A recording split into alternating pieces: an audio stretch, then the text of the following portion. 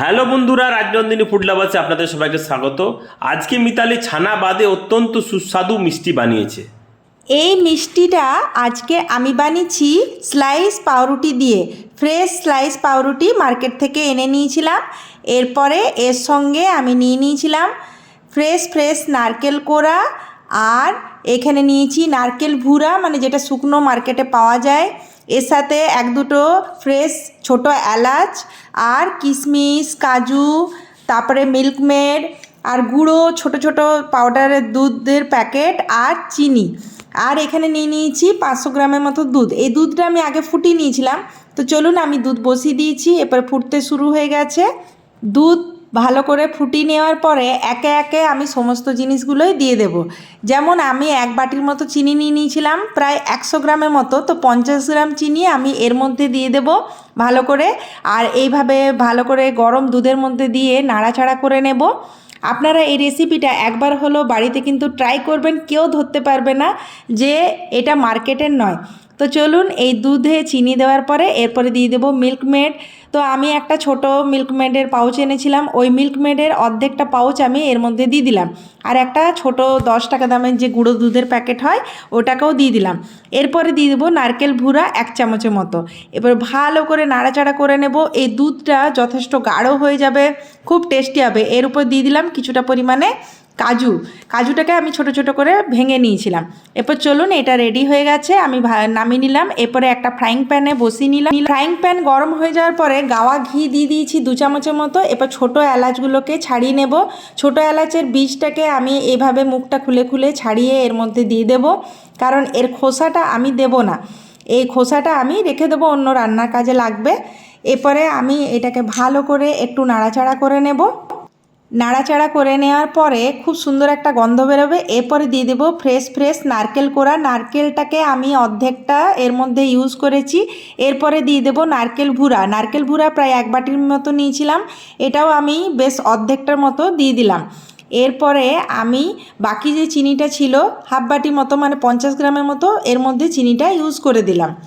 এরপরে আমি দিয়ে দেব কুচি করে রাখা কাজু, তারপরে একে একে এইভাবে কিশমিশ, এইভাবে একে একে সমস্ত জিনিসগুলোই দিয়ে দেব। এরপর দেখুন, খুব সুন্দর কিন্তু এই মিষ্টিটা খেতে লাগবে। এভাবে নাড়াচাড়া করে নেব, কারণ চিনিটা দেওয়া আছে, এই হিটে চিনিটা বেশ ভালো করে গলে যাবে। এরপরে এর মধ্যে আমি আরেকটা যে গুঁড়ো দুধের প্যাকেট নিয়েছিলাম, তো ওই গুঁড়ো দুধের প্যাকেটটা এর মধ্যে দিয়ে দেবো। দেখবেন হিট পেলে কি হয়, নারকেল ভুরা, নারকেল কুড়া আর কাজু কিশমিশ এগুলো একটা বেশ লটপটি ব্যাপার হয়ে যায়। এরপরে আমি লো ফ্লেমে এটা নাড়াচাড়া করতে করতে বাকি যে মিল্কমেডটা ছিল, ওই মিল্কমেডটা আমি পুরোটা এর মধ্যে ইউজ করে দেবো। মিল্কমেডটা যেহেতু একটু লিকুইড ভাব, তো সেই জন্য দেখবেন একটা মাখা মাখা ব্যাপার হয়ে যাবে। তো এইটা আমি বানাচ্ছি মিষ্টির পুর। তো দেখতেই পাচ্ছেন বেশ ভালো করে নাড়াচাড়া করতে করতে একদম মাখা মাখা, একদম জাস্ট পুর যেমন হয় এভাবে মিষ্টির পুর কিন্তু তৈরি হয়ে গেছে।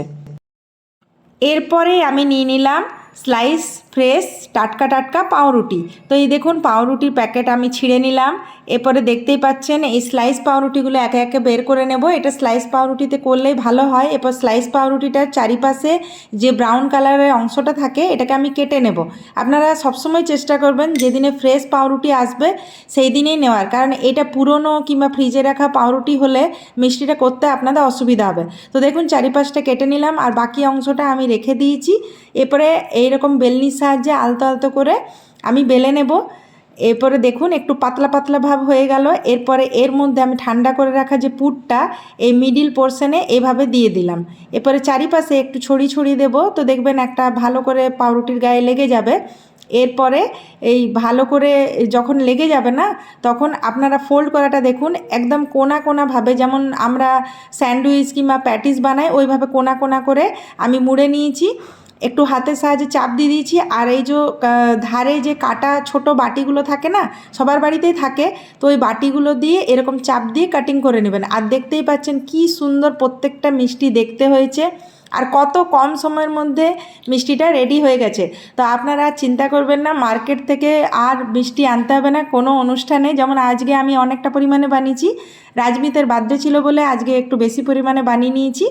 তো দেখুন কেউ বুঝতে পারবে না এত সুন্দর মানে ছানা বাদেও যে পাউরুটি দিয়ে মিষ্টি হতে পারে আর এত কম সময়ের মধ্যে আর এত মুখরোচক মানে টেস্টি যে কিছু বলার নেই। তো একবার হলো এই ভিডিওটা দেখে স্টেপ বাই স্টেপ ফলো করে ট্রাই করবেন, কমেন্টে কিন্তু জানাতে ভুলবেন না।